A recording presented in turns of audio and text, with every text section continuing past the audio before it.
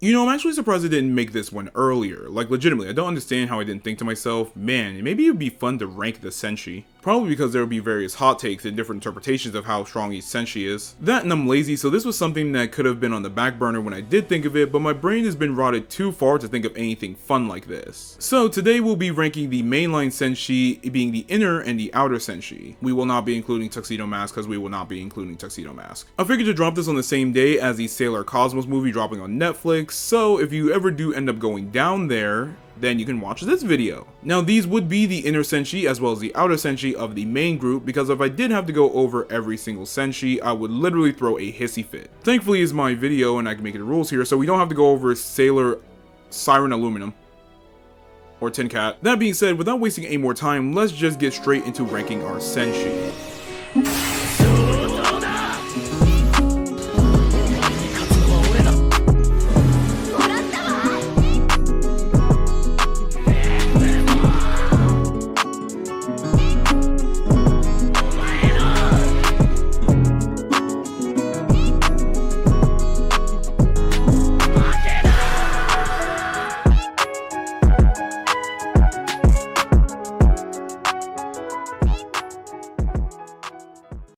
Starting off at the very bottom would be 3 of our inner Senshi, Mercury, Jupiter, and Mars. I know it seems like a cop-out to put 3 characters first because it honestly looks like I'm just doing it to get them out of the way, but in reality, these 3 probably have some of the worst representation of the series in their strength. And to be honest, it's kind of understandable. These 3 in particular don't really have any lore or any sorts of statements or feats that put them above anyone else on the list, while always being on the same level as each other throughout the series, with the final arc of Stars only giving something to Mars, who was able to hold off an animate long enough to get defeated by Sailor Moon, though this holding off was only alongside Sailor Venus. Meanwhile, Mercury and Jupiter both get eviscerated by their opponents. Even when all of them get their Galactica bracelets, they still don't show any feats that would be above anyone else in the Senshi, though if I had to put them in a specific order, it would be Mercury, Jupiter, then Mars. Though it would be for the reasonings I mentioned earlier. I'm sorry for not really providing feats to support them being weaker, but you'll see once we go over everyone else how everyone else is stronger. Sailor Venus is an interesting one since she's still among the inner Senshi, but has various different instances and feats that proved her to be a bit more interesting than the others. Even starting in her introduction in Sailor V, Minako performs the feat of quite literally flinging herself to Venus when first activating her compact given to her by Artemis, which is already a more direct feat than any speed feat that the Senshi had in those early arcs. The only other one that's somewhat comparable would be them flying to the moon, but that was still with Venus anyways, but that doesn't matter. This would follow by the character sort of praising her as their leader, not only when first seeing her, but also while Usagi is not around. This theme kind of just travels along throughout the series, as Venus being the strongest of the inner Senshi, either heavily implying it or just by using context, such as when Jupiter, the one who was portrayed as the physically strongest inner Senshi, is unable to draw the stone sword from the moon, but Venus is able to pull it out and even use it in later arcs as an attack. She does still follow the same treatment as the other inner Senshi, with all their feats kind of just melding into one large pot, but it isn't impossible to differentiate her strength from the others. Following this, Venus would be the one to completely block Sailor Moon's attack with her Galactica bracelet and compared her attack to dancing through a breeze, while Usagi was mainly on par with the others. Granted, these were Galaxia level amps, but the fact that Venus was able to intercept the attack gives her a more direct feat as an individual that's better than the other inner Senshi. It also doesn't help that Mercury and Jupiter both got one-shot by an animate and could barely stand their ground, whereas Mars and Venus had a bit more of a fight and made it out alive prior to Galaxia's interference. Galaxia's interference is also something of note, as she's always sent her own animates out to capture Sailor Crystals, only popping in with the outer Senshi or if there was someone that an animate could not deal with. Speaking of, Uranus and Neptune are the first of the Senshi that we meet outside of the inner Senshi, but compared to the inner Senshi, these two are just vastly superior in nearly every way. Not even going off of any sort of lore provided to us by Luna and Artemis or even flashbacks, their real first encounter with the inner Senshi resulted in the inner Senshi all being completely overwhelmed by just Uranus and world shaking. Which is surprising considering that these are also Senshi with amps given to them by Neo Queen Serenity in the 30th century after fighting against the Black Moon Clan. Not only that, but these were Outer Senshi without talismans, of which they were too afraid to activate due to the awakening of Sailor Saturn, basically cutting their attacks by a massive amount due to being scared that using them would wake Saturn up and destroy the world. Afterwards, Luna states that the Outer Senshi were Senshi that were so powerful that they were sent to protect the entire solar system from any threats that may attempt to invade, rather than just Silver Millennium, further drilling in the fact that these Senshi are just vastly stronger than the Inner Senshi and are in a league above their own. And this would only track within the following arcs, as the Inner Senshi would recall them when going over the fact that they would need to get stronger in the Dead Moon arc, even though they just got their own super transformations in Sailor Crystals at this point in time aside from Venus. This could be referring to the Outer Senshi with their super transformations as well, but this could also just be even more insane considering that this would imply that they believe that the gap in power is so massive that even a super transformation wouldn't auto-win a fight there, assuming they knew that the Outer Senshi were even going to be getting transformations like super in the first place, but that's mainly headcanon. So just to keep it simple, every Outer Senshi is above all of the Inner Senshi, whether it be due to lore implications or character motivations and interactions. Now you're probably wondering why I put Pluto higher than Uranus and Neptune, especially since it looks like I should give them the Inner Senshi treatment and put all three in one tier, without her having any real feats aside from fighting against the Amazons Quartet and Zirconia in the Dead Moon arc with the other Senshi, but there's actually a whole lot more to her than we see. Starting off simple, Pluto is designated as the guardian of time and space to watch over the space-time corridor, and while you can attribute this to her having the blood of Kronos in her veins, we have several more implications after the Deathbusters arc where Uranus and Neptune look towards Pluto for guidance with specific issues, implying that she may be the strongest or most capable out of the three. Not only that, but during the battle against Pharaoh 90, Sailor Saturn tells Sailor Pluto to close the door connecting the Tau Nebula to Juban while she destroys it, something that withstands the destruction made by Sailor Saturn, and the Outer Senshi were basically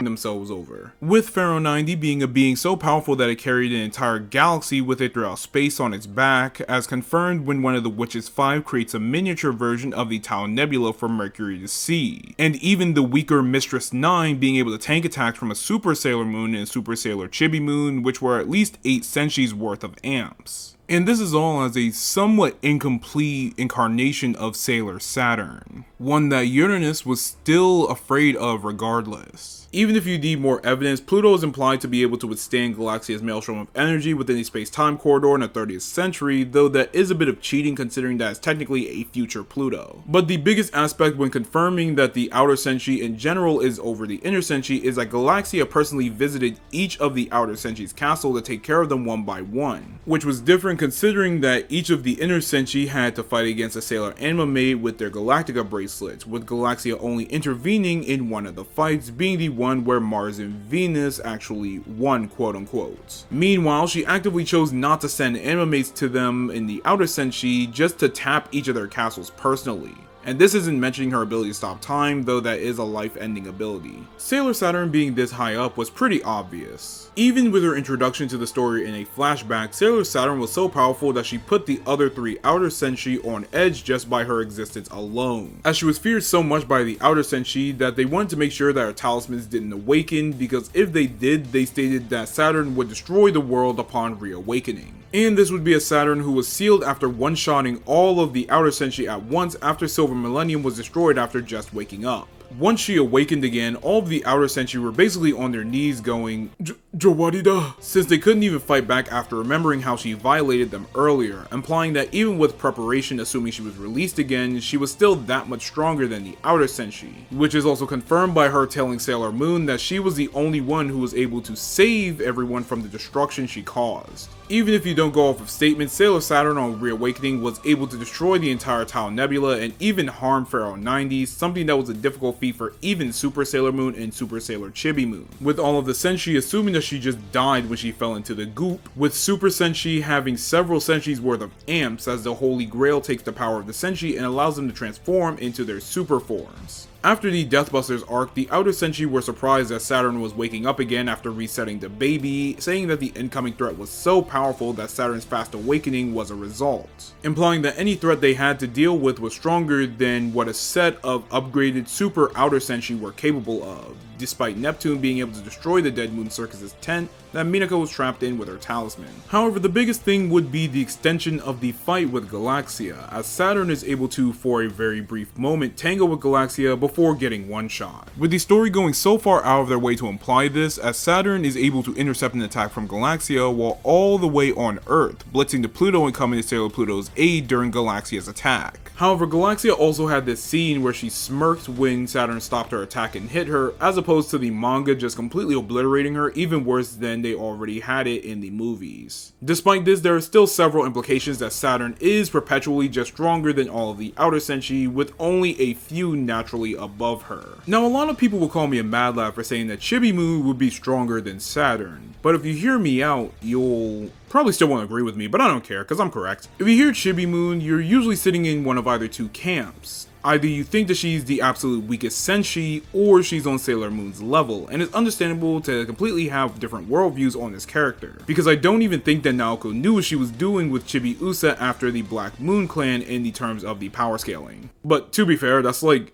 99% of authors with their series. Like, they don't think about power scaling on how many building levels these characters can blow up, so I mean, that's understandable. However, there's more evidence than you think for Chibiusa to be stronger than weaker, since her weaker aspects are actually very few and far between in the manga compared to the Toei anime. Starting off, Chibi Moon should be relative to Saturn during the Dead Moon arc, as she's able to fight alongside Saturn before she gets trapped in the mirror shards, which is crazy considering that Zirconia believed that Chibi Moon deserved the same fate as Saturn instead of just having the quartet slap her up. The reason these mirror shards actually matter is because of the fact that Saturn herself, someone who had just gotten an amp to be a Super Senshi, couldn't even break out of them, with the shards having their own little mirror universes inside of them. Meaning that unlike the Inner Senshi or the Outer Senshi that were fighting against the Amazonas Quartet or the Amazon Trio, Chibi Moon was just thought to be of a relative power to Saturn, and as such was being put into a separate mirror universe that she could not get out of. As we get established in the Dead Moon arc, that mirrors have a parallel universe inside them, which is confirmed by Nehelenia being able to maintain and control the mirrorverses she's held within, and her mirrors being able to tank attacks from the Inner Senshi until Sailor Moon herself damages Nehelenia, with Zirconia being a manifestation of Nehelenia in the main universe. And assuming these parallel universes have things like their own space-time corridors, which encompass all of space-time and are stated to be infinite, it makes more sense as to why Saturn and Chibi Moon would be held there. However, the even more concrete evidence is her traveling back in time to save Usagi from an animate while on Sagittarius Zero Star. This feat actually provides us with two different things that we can interpret from it. Firstly, Sailor Chibi Moon alongside the four other in the Sailor Quartet are able to casually save Sailor Moon and beat an animate that trapped her and almost defeated her, but the bigger implication is the actual time travel aspect. You see, earlier on in the arc, Pluto tells Neo Queen Serenity that it's unsafe to walk through the space-time corridor due to there being a maelstrom of energy that was whirling inside it, and that the Queen shouldn't go through the corridor until it clears up, which had been confirmed to be Galaxia's energy by just existing. Now, this wasn't because of space-time key reasonings of being lost to space-time, it was directly because the energy was too dangerous and that the Queen could have potentially been harmed while walking through. Meanwhile, Chibi Moon just pulls up with a quartet and zoomed to Usagi to save her while Galaxia, you know,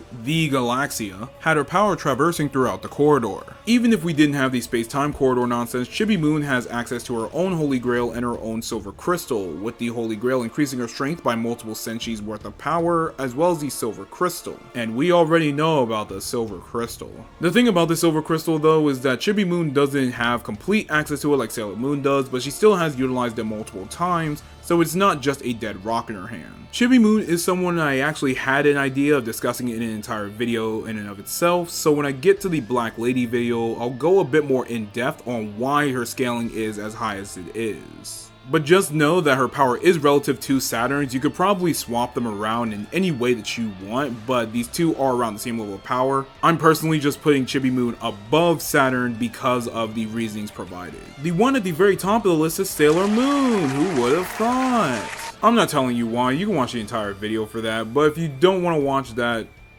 however long your old video, Cliff Notes, Silver Crystal, Lambda, something something infinite power, the usual. Actually, you know what? I'll tell you why.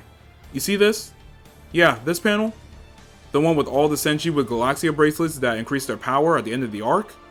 Okay, now see this panel? The one where Sailor Moon has her wings broken and she's fighting at not full power? Cool, neat, innovative, moving on. Thank you all for watching. This was actually a really fun and quick video to make, probably due to all the useless Sailor Moon knowledge in my brain. This video was sort of my own way of scaling the other Senshi rather than providing each one their own video, and as much as I would like to milk Sailor Moon content to its absolute fullest, each video would just be the exact same thing. It'll be, oh, this character got against an anime and fought them, then they got Galactica bracelets and all became relative to each other, then got one shot by Sailor Moon. And this kind of proved that. Even if we didn't go off of the Galactica bracelet scaling, Sailor Moon as a series kind of follows a Mahou Shoujo effect where the strong character is fighting as the bad guy, but they get automatically beat only for the main character to step in and win the fight. In this case, all of the Senshi try to have their own feats, but in the end, Sailor Moon just gets all the money shots. So as much as I would like to scale Mars, Jupiter, Venus, and Saturn, Saturn's the most scalable out of everyone aside from Sailor Moon, let's be honest here, it all boils down to these same few things. Hell, even Simple Gear doesn't follow the Mahou Shoujo effect as much, but that's because of the fact that Unison, X-Drive, and the characters having their own individual battles or fighting together. That being said, before I go on a long tangent about this, be sure to like and subscribe if you enjoyed, or give me a massive dislike and type an angry comment about why your favorite Senshi actually is the strongest because of some dumb statement I missed,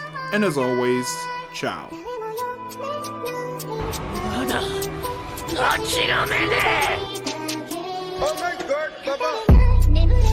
今ここで限界を超えろ。それしか道はねえ。俺たち金色の夜明け団だ。クローバー王国最強の魔法騎士団だ。